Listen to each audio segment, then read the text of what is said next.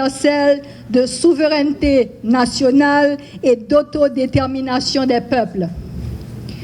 Légion de ces femmes légendaires ayant façonné et entretenu, malgré ce chaos, la grandeur de notre peuple. Dignitaires et adeptes de toutes les sectes religieuses qui traversent par leur foi la conscience de notre peuple, particulièrement ces oins de nos dieux et déesses tutélaires qui ont forgé notre égrégore depuis la création du premier empire nègre des Amériques. Vous tous, hommes, femmes, jeunes et enfants de cette patrie aujourd'hui écartelée. Vous tous, réunis en ces assises nationales du 25 juin 2025, avec nous, vos serviteurs, du 27 juin 2025, avec nous, vos serviteurs, les organisateurs, constatons avec vive inquiétude l'état de délitement avancé de notre pays. Le constat est sans appel. Les 9 conseillers présidents n'ont pas respecté les engagements issus de l'accord du 3 avril, qui a pourtant constitué la base de leur accession au pouvoir. À ce jour, cet accord n'a toujours pas été publié dans le journal officiel Le Moniteur, fragilisant davantage sa légitimité. Les chantiers annoncés sont restés inachevés et l'institution, depuis sa création, est régulièrement entachée par des scandales. Lors du forum organisé le 1er octobre 2024 au Caribbean Convention Center par la COREPAD-PA, une proposition claire et structurée avait été formulée. Réduire le Conseil présidentiel de transition à 3 membres, dans un souci de rationalisation des dépenses publiques. Malgré la pertinence de cette suggestion, les tenants du pouvoir et leurs alliés ont choisi de l'ignorer. Par ailleurs, la coalition avait également recommandé la mise en place d'un accord politique élargi et inclusif capable d'instaurer une légitimité politique compensant l'absence de légalité et de constitutionnalité, une voie jugée essentielle pour établir la stabilité nationale.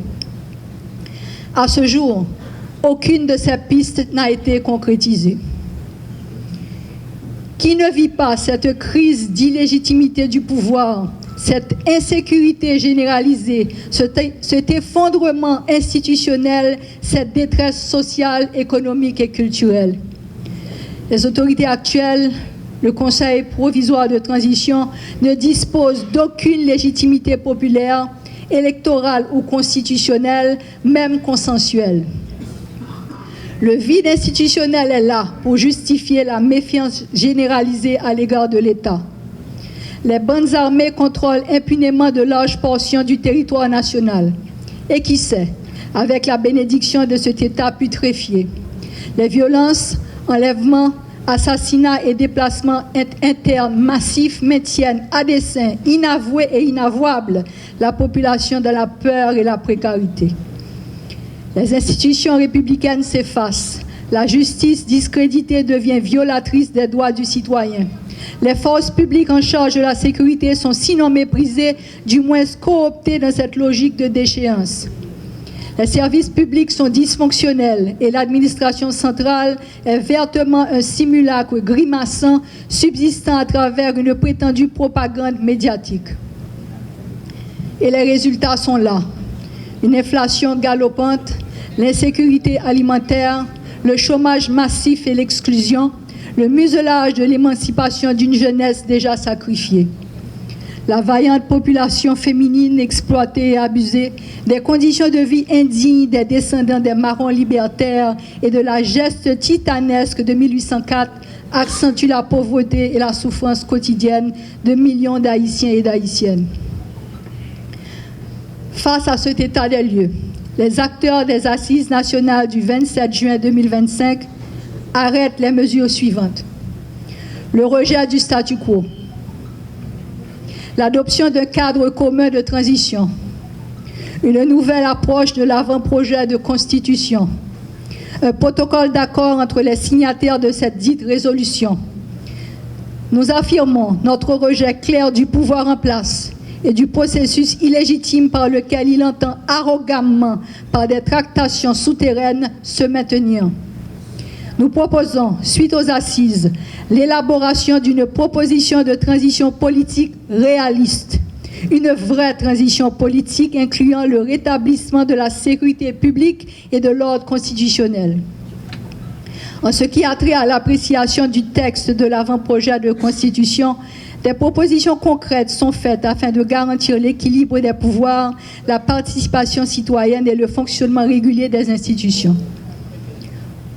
Pour ce, un protocole d'engagement a été rédigé, fixant les principes de coopération, de gouvernance partagée et de mécanismes de résolution de conflits internes entre les signataires. Les assises n'étant pas ponctuelles mais dynamiques, il est formé à cet effet un bloc politique unifié dont les acteurs s'engagent à œuvrer ensemble à la création d'un front politique démocratique, inclusif et crédible et à définir des stratégies spécifiques. Ces stratégies s'inscrivent sans embâche dans la lutte contre les fraudes électorales, un plaidoyer national et international pour une communication proactive de la renaissance nationale et surtout pour un programme de redressement. Une feuille de route bientôt disponible sera établie pour garantir les exigences de cette résolution. Les signataires de cette résolution s'engagent devant le peuple haïtien à faire triompher l'intérêt collectif, la démocratie et la souveraineté populaire. Peuple haïtien, ces assises nationales du 27 juin 2025 ont été inspirées, organisées et réalisées par les réserves saines de la nation. En de telles qualités, nous lançons un appel solennel à l'ensemble des forces patriotiques haïtiennes à rejoindre ce mouvement. L'unité du camp Gérard est notre seule arme face au chaos. Il ne s'agit plus de survivre, mais de reconstruire. Il ne s'agit plus de subir, mais d'agir. Il ne s'agit plus de survivre, mais de reconstruire. Il ne s'agit plus de subir, mais d'agir. La mobilisation ayant accouché du légendaire congrès du 14 août 1791 au bois Caïman est en route. Et Haïti, de tous les impossibles, va étonner le monde. Fils et filles de la rédemption, devant.